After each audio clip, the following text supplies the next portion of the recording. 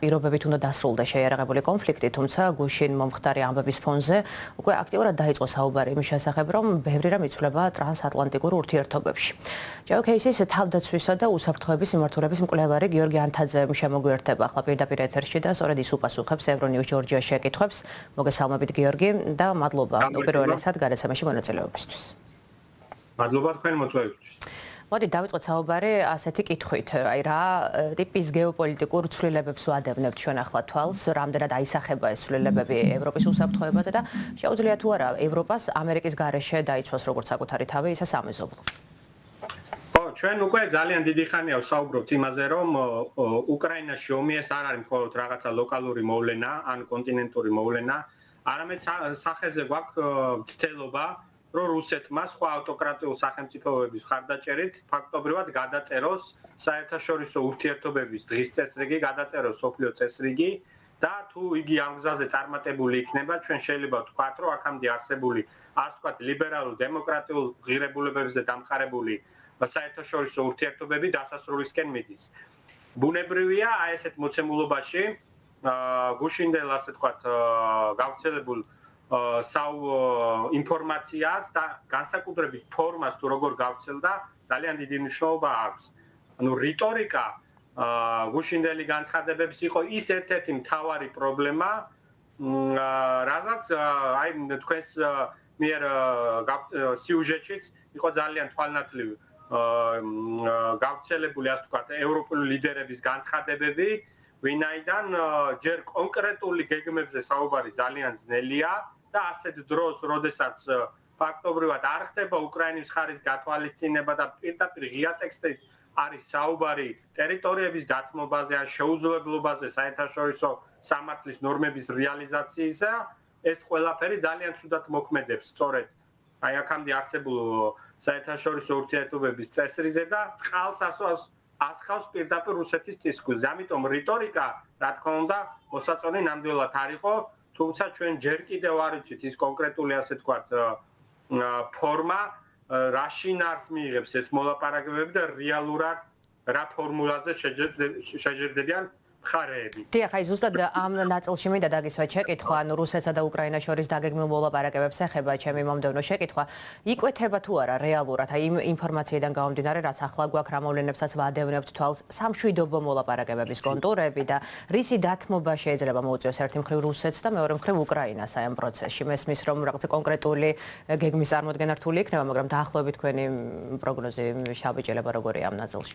ჯერჯერობით ალბათობა სხვადასხვა სცენარის არის თითქმის თანაბარი ჩემი სუბიექტური აზრით.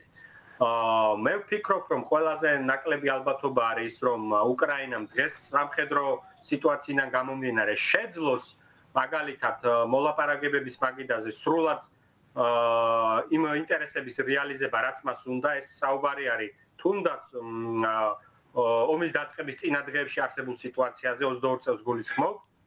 თუმცა ბუნებრივია უკრაინების ინტერესის სრული ნიველირება ვერ მოხდება. ამიტომ სიტუაცია საკმაოდ მრავალწახნაგოვანი და პრობლემურია.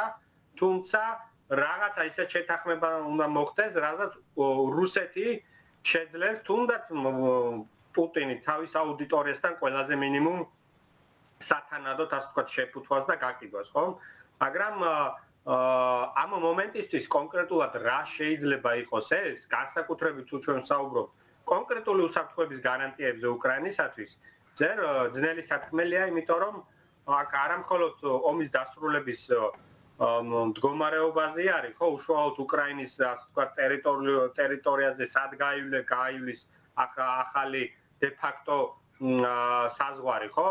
როგორი იქნება მოლაპარაკებების მაგიდაზე უშუალოდ ტერიტორიების და ოკუპირებულ ტერიტორიების საკითხი. არამედ ამის შედეგად როგორი იქნება უკრაინის ნატოში ინტეგრაციის პერსპექტივა, როგორი იქნება უშუალოდ უსაფრთხოების გარანტიები, რაც შეიძლება შესთავაზონ ხო ჩართულმა მხარეებმა. თქვენ პირველ შეკითხვაში თქვით, რომ რამდენად შეუძლია მაგალითად ევროპას ასეთი გარანტიები მარტომ შეთავაზოს. ხო, ამ ჭრილში მე ძალიან სკეპტიკურად შევხედავდი ამერიკის პირდაპირ ჩართულობის გარეშე დღეს უახლოეს პერსპექტივაში მაქვს საუბარი ევროპას მთლიანად უსაფრთხოების უზრუნველყოფა უკრაინასთვის მარტოს გაუჭირდება, ძალიან მნიშვნელოვანი იქნება ამერიკის ჩართულობა.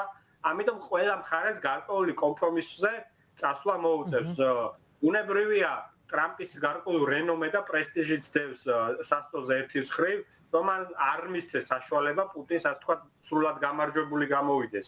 აი ამ შეთანხმების შემდგომ მით უმეტეს ამაზე იყო საუბარი, მაგალითად თავდაცვის მინისტრმაც, ამერიკის თავდაცვის მინისტრმა განაცხადა, რომ ისი არ უნდა მოხდეს ამ შეთანხმების შედეგად, რომ 6 თვის შემდეგ ხელახლა განახდეს საბრძოლო მოქმედებები და რუსეთი უკეთეს პოზიციაში აღმოჩნდეს ამ ყოველივე შედეგად. ანუ ყველა მხარე აცნობიერებს, რომ საკმაოდ პრობლემური სიტუაციაა, თუმცა გარკვეულწილად დონალდ ტრამპის პერსონალური და ამერიკის პრესტიჟის დგას იმ რიტორიკიდან გამომდინარე, რომელიც აი ბოლო თვეების განმავლობაში ისი მხრიდან ისმოდა, რომ მან რაღაცნაირად უნდა შეეცადოს ომის დასრულება. წინააღმდეგ შემთხვევაში თუ რუსეთის მხრიდან განსაკუთრებული ასე ვთქვათ დათმობები მნიშვნელოვანი არ იყო, ის ალბათ სავარაუდოდ შეეცდება აამოქმედოს ის ბერკეტები, ვერც ერთ შემთხვევაში უკრაინაში ვერ შეძლებს. საერთო ჯამში მე მჩნდება შტაბ-ეჭდილება, რომ ჩვენ დაახლოებით რაღაცა მივიღოთ ისეთი სურათი, როგორც მაგალითად ფინეთი გამოვიდა საბჭოთა კავშირთან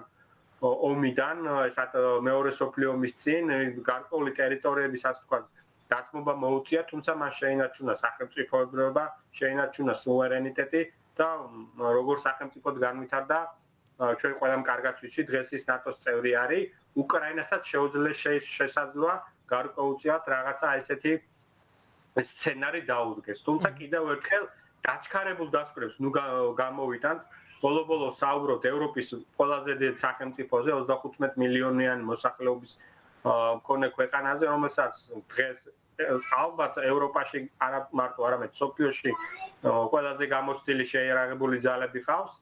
უკრაინაზე საუბრობ ბუნებრივია, ამიტომ უკრაინას აქვს თავისი კოზირები, რომ როგორც დიპლომატიურ ფრონტზე, ისე სამხედრო თვალსაზრისით და ის აუცილებლად შეეცდება, რომ ეს კოზირები იყოს ქმედითი ამ მოლაპარაკებებში.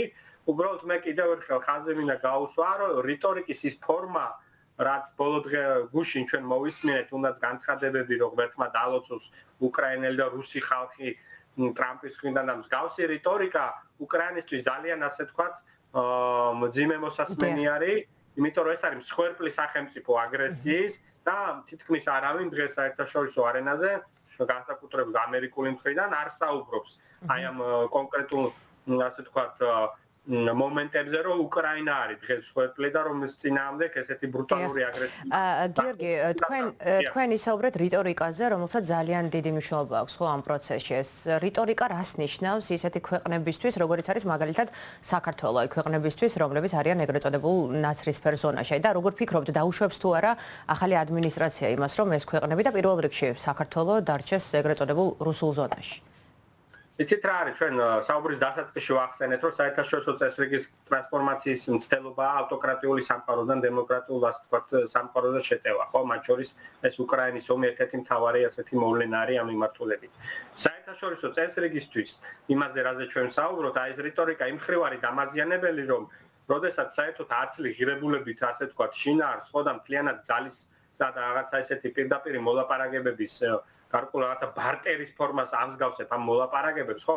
ეს უკვე თავისი შინაარსით მიანიშნებ იმაზე, რომ დღეს საერთაშორისო არენაზე მნიშვნელოვანი არის პირდაპირი უხეში ინტერესი, ძალის პოლიტიკა, ასე ვთქვათ, ურთიერთ ასე ვთქვათ მოგების პოლიტიკა, ვინ რით შეიძლება ასე ვთქვათ დაინტერესო, ეს ყველაფერი რეალ პოლიტიკის ასე ვთქვათ სკოლის რიტორიკა არის და ასეთ სამყაროში თუ ეს ტენდენციები გაძლიერდება, მცირე სახელმწიფოებს, როდესაც არის საქართველო, რომელიც რთულ გეოგრაფიულ მდგომარეობაში არის, ოკუპირებული ტერიტორიები გააჩნია, შიდა ესეთი პოლიტიკური კრიზისია, ძალიან ურთულებს საკუთარი ინტერესების რეალიზაციას, იმიტომ რომ თუ მხოლოდ ძალა არის მნიშვნელოვანი, ბუნებრივია ძალის თვალსაზრისით, ძალაუფლების ელემენტების თვალსაზრისით საქართველოს შესაძლებლობები უკიდურესად შეზღუდული არის, ანუ მისი შესაძლებლობები, რომ ეროვნული ინტერესები დაისვას, ასეთ სოფლიო წესრიგში უკიდურესად იკვეცება.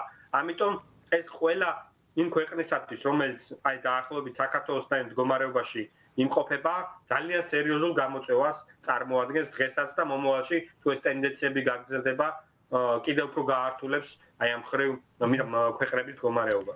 ძალიან დიდი მადლობა. მე მაყურებელს კიდევ ერთხელ შევახსენებ, რომ GeoCase-ის თავდაცვისა და უსაფრთხოების მიმართულების მკვლევარი გიორგი ანთაძე პასუხობდა Euronews Georgia's შეკითხვას.